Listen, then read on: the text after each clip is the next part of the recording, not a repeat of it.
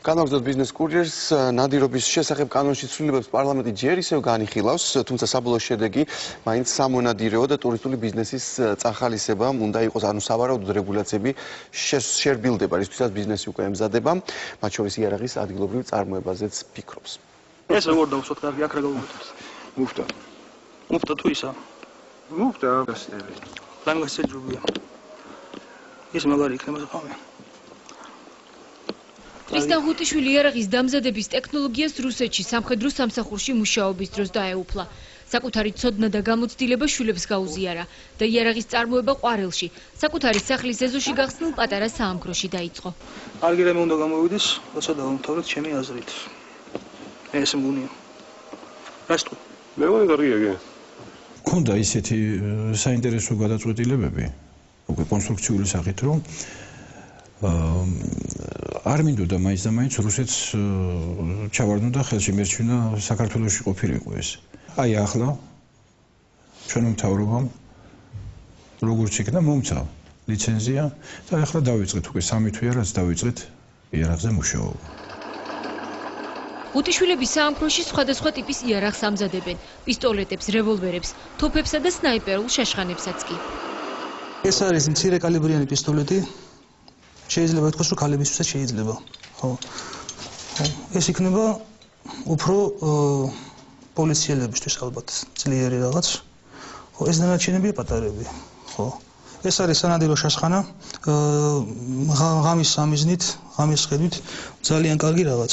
ეს არის ყველაფერი მამაჩიმის გამოგონილი, გაკეთებული, ჩვენც ვეხმარებით და ნელ-ნელა ვსწავლობთ ამ ყველაფერს. საამქროში იარაღისთვის საჭირო ყველა დეტალი ხელით კეთდება, ამიტომ თითოეული ეგზემპლარის დამზადება საკმაოდ შრომატევადია და დაახლოებით 1 თვე მაინც სჭირდება. ნაყიდი ჩვენ არაფერი არ აქვს. მარტო ინსტრუმენტს ვყიდულობთ და ეგ არის. და თვითონ იარაღის ნაწილებს არაფერს არ ვყიდულობთ. ლულებსაც ჩვენ ვაკეთებთ და ლულა ყველაზე შრომატევადი და რთული გასაკეთებელი. დანარჩენი ჩვეულებრივი მექანიკური დამუშავებაა. ქართული წარმოების იარაღი უცხოურ ანალოგებთან შედარებით ორჯერია ფიეღირება, თუმცა როგორც მწარმოებელი ირწმუნება, ხარისხითა და გამძლეობით იმპორტირებულს აჯობებს კიდევაც. თუ ნორმალური იარაღია, ძვირებია, უცხოური იარაღი, ძალიან ძვირებია. მაგრამ ისეთი იარაღი, რომელიც უფრო დაბალ ფასში შემოდის, ძალიან ბევრი პლასმასის ნაწილები უყენია. რომელიც ვერ უძლებს, ეს ექსპლუატაციას ვერ უძლებს და ტყდება, ცვდება, რა ვიცი, ფუჭდება. ჩვენი იქნება სულ ფოლადის. იქნება გამძლე. ესე იგი ხარისხიანი. ყველა ეს იარაღი დამთავრების შემდეგ გაივლის ბალისტიკურ ექსპერტიზას და მიენიჭება თავის სერიული ნომერი, რომელიც დაიწერება აი აქ, დაახლოებით. საწარმოში ძირითადად კერძო დაკვეთებზე მუშაობენ, თუმცა სამომავლოდ ბიზნესის გაფართოებას გეგმავენ, რისთვისაც ინვესტორს ეძებენ. 10 მილიონიანი ინვესტიციის არსებობის შემთხვევაში ყვარელში ქარხანას გახსნიან და იარაღს საქართველოს ბაზრის გარდა უცხოეთშიც გაყიდიან. მეორე მხრივ ახალ მარკეტინგულ სტრატეგიაზე ფიქრობენ სამონადირეო მაღაზიები, ერთმა მათგანმა კალიბმა, რომელიც მხოლოდ თბილისში 4 ობიექტს აერთიანებს, ისე კი ქსელში 8 მაღაზი აქვს, მზაფხულს უცნაური აქციას ჩაატარა, ცხენით მაღაზიაში მისულ პირველ მომხმარებელს თოფის ჩუქებას დაპირდა, რაც მედიამაც გააშუქა, კალიბრის მფლობელი ივანე გოგლიძე დღეშონის სტუმარია, მოგესალმებით. როგორ იმუშავა უცნაურმა, თქვათ, მარკეტინგულმა აქციამ პირველ რიგში ამაზე თუ გვეტყვით შენად იმუშავა მაგ აღმოჩნდა ცხენოსანი თბილისში 6 ადამიანი მოვიდა ჩვენ ქონა გათამაშებაში 4 სანადირო გლუვიანი თოფი მოვიდა 6 მონადირე რომელსაც ყავდათ ცხენი და 6 დასაჩუქდა გლუვიანი სანადირო თოფებით ეხლა გაართულებთ ამ უცანას თუ ხა უგოვაპირებთ ცოტა ეხლა მანილოსნები ჩავსთოთ საინტერესო ამ სანადირო აქტივობაში და ახალ რეკლამებს უკვე ჩვენ პრინციპში ბაზარი მთლიანად და მოყვარულებიც მოელიან, რომ ძალიან მოკლე ხანში კანონმდებლი გადაწყვეტს უფრო გაამარტივოს, უფრო შეარბილოს ეს შეზღუდვები, რეგულაციები, რომელიც სამონადირეო ბიზნესში დღესდღეობით გვაქვს, რომელიც არც თუ ისეთი პრინციპში ხელფეხშემკვრელია.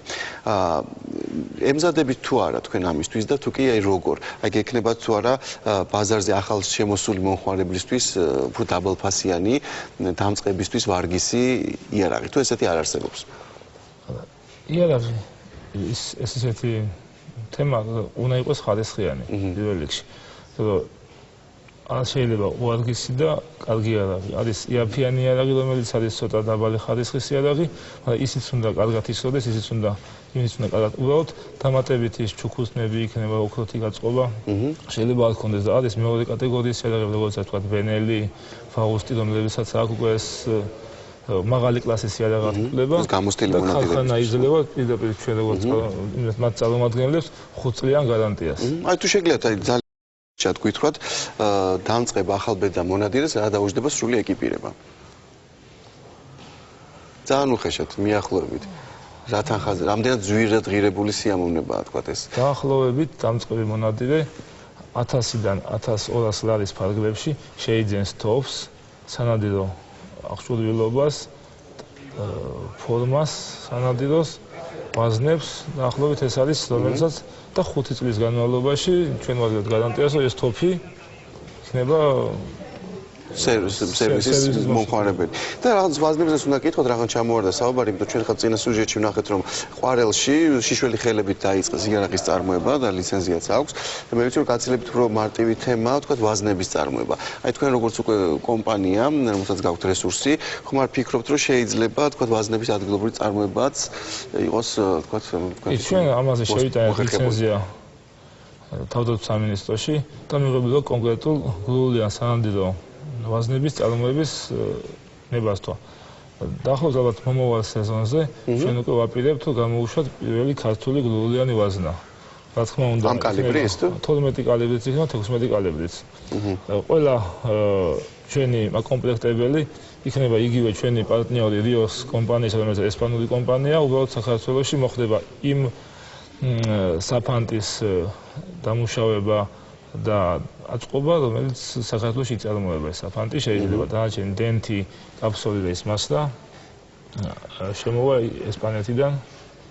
კეთილი, ძალიან დიდი მადლობა, მაშასე 1000-დან 1200 ლარამდე და თქვენ შეგიძლიათ უკვე მალე ეხ სეზონი ჯერ არ დამთავრებულა რა შეიძლება ჩაერთოს. აგვისტოში გაიხსნა და მარტამდე შეგიძლიათ სეზონი. ჩაერთოთ ამ ძალიან საინტერესო საქმიანობაში. მე პირადად ეს არ მაინტერესებს. ახლა კი შუა დღის დროც